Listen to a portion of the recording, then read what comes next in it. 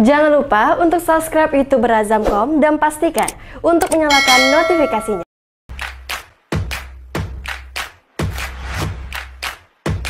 Sistem pemerintahan merupakan salah satu komponen penting bagi setiap negara di dunia. Pemilihan sistem pemerintahan di suatu negara biasanya berdasarkan kesepakatan bersama yang disesuaikan dengan karakteristik negaranya. Negara Indonesia sendiri memiliki sistem pemerintahan presidensial. Apa itu sistem pemerintahan presidensial? Mari simak penjelasan singkat Cindy.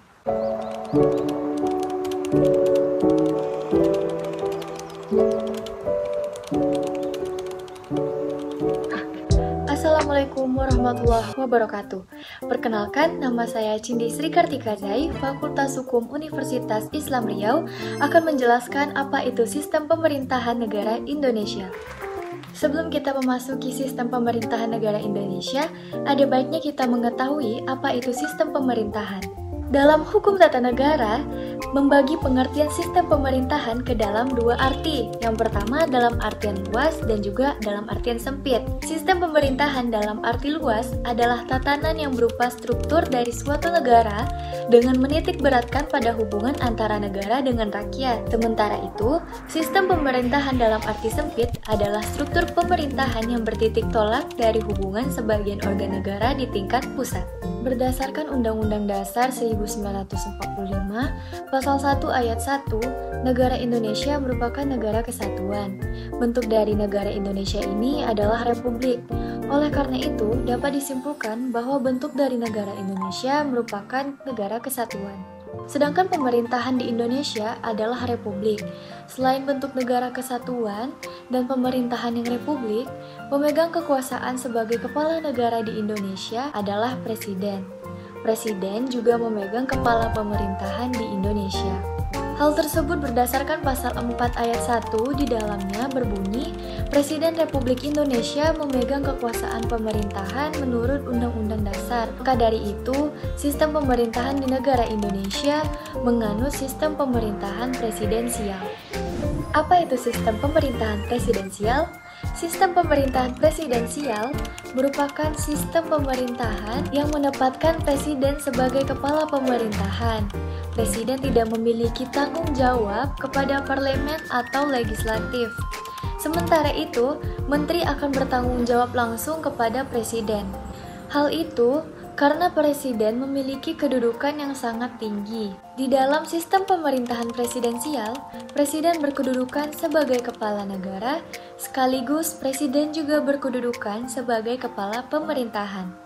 Hubungan presiden dan MPR serta tugas masing-masing diatur dalam penjelasan Undang-Undang Dasar 1945 pada sistem pemerintahan negara sebagai berikut.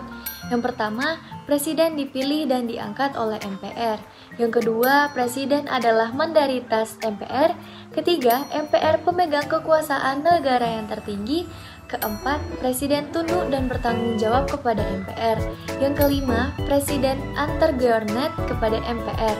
Keenam, presiden adalah pemegang kekuasaan eksekutif dengan dibantu oleh menteri-menteri negara. Adapun ciri-ciri pemerintahan presidensial.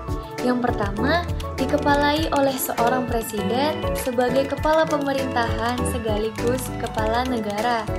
Yang kedua, kekuasaan eksekutif presiden diangkat berdasarkan demokrasi rakyat dan dipilih langsung oleh mereka atau melalui Badan Perwakilan Rakyat. Yang ketiga, presiden memiliki hak prerogatif atau hak istimewa untuk mengangkat dan memberhentikan menteri-menteri yang memimpin departemen maupun non-departemen. Keempat, menteri-menteri hanya bertanggung jawab kepada kekuasaan eksekutif atau bukan kepada kekuasaan legislatif. Yang kelima, kekuasaan eksekutif tidak bertanggung jawab kepada kekuasaan legislatif. Keenam, kekuasaan eksekutif tidak dapat dijatuhkan oleh legislatif. Ketujuh, eksekutif sebagai pemegang kekuasaan di negara tersebut. Sistem pemerintahan presidensial juga memiliki kelebihan dan kekurangan. Apa saja? Yaitu yang pertama adalah kelebihan sistem pemerintahan presidensial. Yang pertama, badan eksekutif lebih stabil kedudukannya karena tidak tergantung pada parlemen.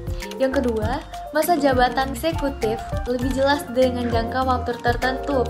Misalnya, masa jabatan Presiden Amerika Serikat adalah 4 tahun, Presiden Filipina adalah 6 tahun, dan Presiden Indonesia adalah 5 tahun. Yang ketiga, masa pemilihan umum lebih jelas dengan jangka waktu tertentu.